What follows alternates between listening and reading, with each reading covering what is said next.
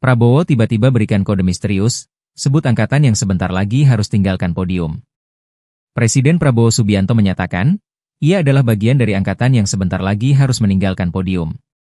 Prabowo menyatakan, ia bersama angkatannya tengah berjuang untuk melawan korupsi di Indonesia agar generasi mendatang dapat memimpin Indonesia alam keadaan yang lebih baik.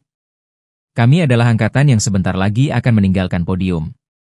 Kita sekarang berjuang melawan korupsi, supaya Anda mengambil alih negara dalam keadaan baik, kuat, kata Prabowo dalam upacara Hari Lahir Pancasila di Gedung Pancasila, Jakarta, Senin, 2 Juni 2026.